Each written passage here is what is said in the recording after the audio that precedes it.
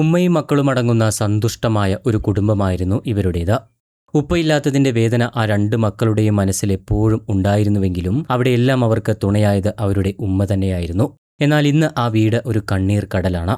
തന്റെ തണലായിരുന്ന ഉമ്മയും കൂടപ്പിറപ്പും ഒരുമിച്ച് വിട പറഞ്ഞു പോയതോടെ ആ വീട്ടിൽ അജ്മൽ ഒറ്റയ്ക്കായിരിക്കുകയാണ്.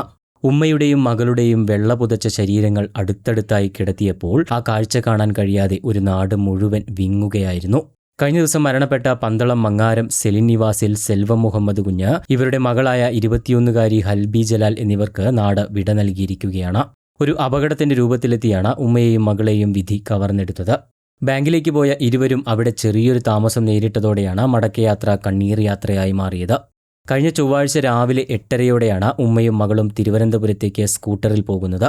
മുൻപ് തിരുവനന്തപുരത്ത് ജോലി ചെയ്യുന്ന സമയത്ത് മെഡിക്കൽ കോളേജ് വളപ്പിലെ ഗവൺമെന്റ് സർവൻസ് കോപ്പറേറ്റീവ് ബാങ്കിൽ നിന്നും വായ്പ എടുത്താണ് ഇവർ പുതിയ വീട് വെച്ചിരുന്നത്. ഇതിന്റെ വായ്പാ തിരിച്ചടവ് സംബന്ധിച്ച കാര്യത്തിലായിരുന്നു ഇരുവരുടെയും തിരുവനന്തപുരത്തേക്കുള്ള യാത്ര.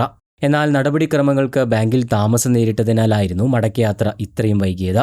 വൈകിട്ടോടെയായിരുന്നു രണ്ടുപേരും തിരിച്ച് നാട്ടിലേക്ക് യാത്ര തിരിച്ചത്.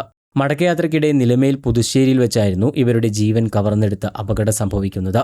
ഇവർ സഞ്ചരിച്ചിരുന്ന സ്കൂട്ടറിന്റെ പിന്നിൽ കാറിടിച്ച് റോഡിലേക്ക് തെറിച്ചു വീണ ഇരുവരുടെയും ദേഹത്തുകൂടി മറ്റു വാഹനങ്ങളും കയറിയിറങ്ങുകയായിരുന്നു. തലയ്ക്ക് ഗുരുതരമായി പരിക്കേറ്റ ഇരുവരെയും കടയ്ക്കൽ താലൂക്ക് ആശുപത്രിയിൽ എത്തിക്കവേ സെൽവം മരണപ്പെടുകയായിരുന്നു. ചികിത്സയിലിരിക്കെ ചൊവ്വാഴ്ച രാത്രിയോടുകൂടിയാണ് മകളായ ഹൽബി മരണപ്പെടുന്നത്. അപകടത്തെ തുടർന്ന് ഇവരെ ഇടിച്ചിട്ട വാഹനങ്ങൾ നിർത്താതെ പോവുകയും ചെയ്തു. സംഭവ സമയം മുതൽ CCTV ദൃശ്യങ്ങൾ പരിശോധിച്ച പോലീസിന് വാഹനങ്ങൾ ഇതുവരെയും കണ്ടെത്താൻ കഴിഞ്ഞിട്ടില്ല. മരണപ്പെട്ട Halbi Pathanamthitta school of technology and applied സയൻസിലെ വിദ്യാർത്ഥിനിയായിരുന്നു. ചെന്നീർക്കര PHCയിലെ നഴ്സിംഗ് അസിസ്റ്റന്റായിരുന്നു സെൽവം. നടപടിക്രമങ്ങൾ പൂർത്തിയാക്കി ഇരുവരുടെയും മൃതദേഹങ്ങൾ ബുധനാഴ്ച വൈകിട്ട് 3:30-യോടെ വീട്ടിലെത്തിച്ചപ്പോൾ വിങ്ങിപ്പൊട്ടുന്ന സഹപാഠികളും സുഹൃത്തുക്കളും അടക്കം വൻ ജനാവലിയാണ് ഒഴുകിയെത്തിയത്. അടുത്തടുത്തായി ഇരുവരുടെയും മൃതദേഹങ്ങൾ കിടത്തി അന്തിമോപചാരങ്ങൾ അർപ്പിച്ചപ്പോൾ നാട് കണ്ണീരിലായിരുന്നു.